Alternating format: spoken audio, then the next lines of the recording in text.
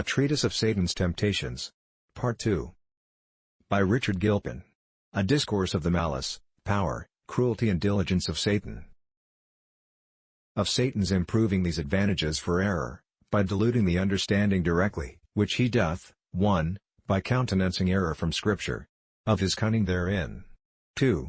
By specious pretences of mysteries, and what these are. Of personal flatteries, and more. Chapter 3. Part 12. 9. Ninthly, instead of better arguments, Satan usually makes lies his refuge, and these respect either the truth, which he would cry down, or the errors which he would set up. Those lies that are managed against truth are of two sorts: mistakes and misrepresentations of its doctrines, or calumnies against the persons and actions of those that take part with it. Those lies that are proper to bespatter a truth, withal are such as tend to render it unlovely, inconvenient, or dangerous.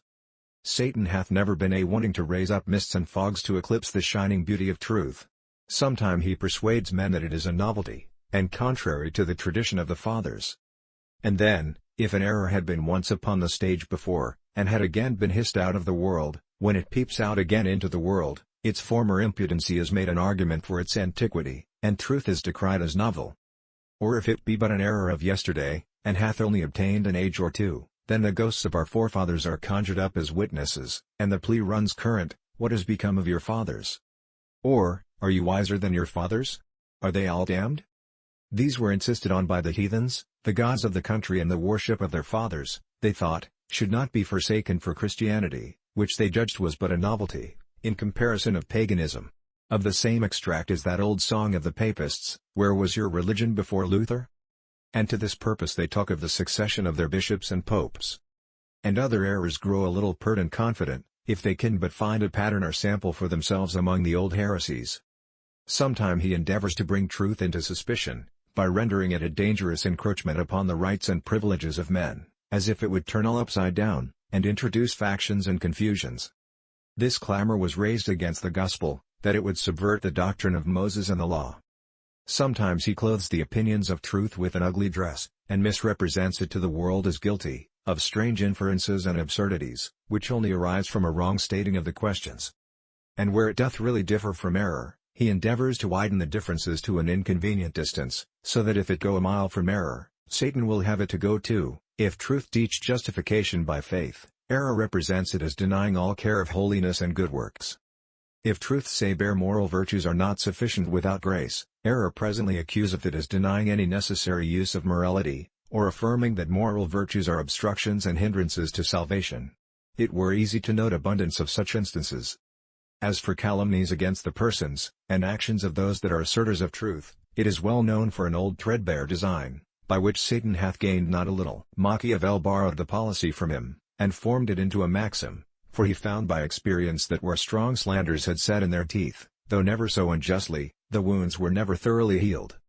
For some that heard the report of the slander never heard the vindication, and those that did were not always so unprejudiced as to free themselves from all suspicion, but still something remained usually upon their spirits forever after. And that, like a secret venom, poisons all that could be said or done by the persons that wrongfully fell under their prejudice, and did not a little derogate from the authority and power of the truths which they delivered. The friends of truth have always to their cost found it so. Christ himself escaped not the lies and censures of men when he did the greatest miracles. They raised this calumny against him, that he cast out devils by Beelzebub, the prince of devils, John 8:48.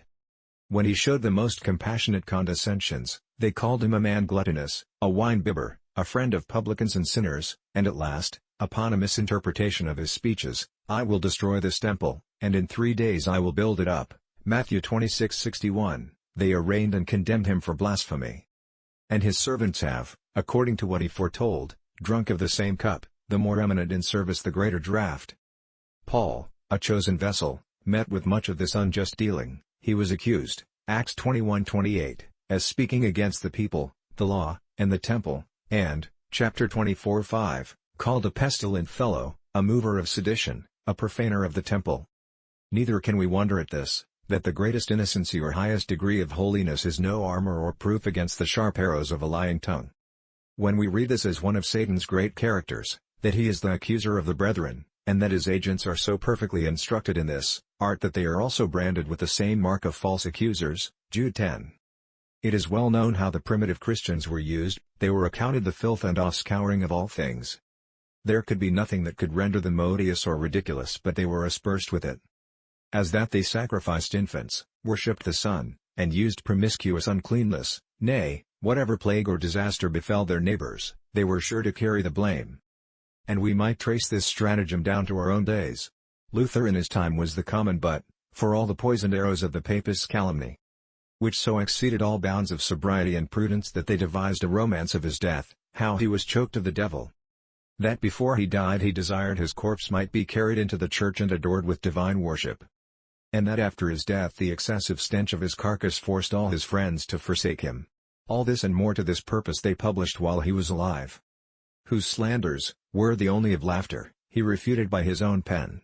The like fury they expressed against Calvin by their Bolsicus, whom they set on work to fill a book with impudent lies against him.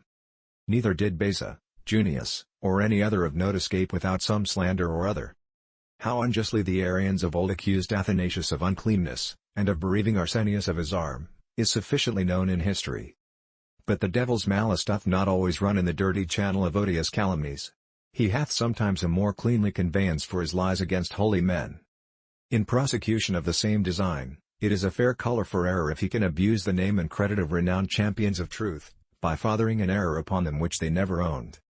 By this means he doth not only grace a false doctrine with the authority of an eminent person, whose estimation might be a snare to some well-meaning persons, but weakens the truth, by bringing a faithful asserter of it into suspicion of holding, at least in some points, dangerous opinions, by which many are affrighted from entertaining anything that they write or preach. For though they may be confessedly sound in the most witty doctrines, yet if it be once buzzed abroad that they are in anything unsound, this dead fly spoils all the precious ointment. Thanks.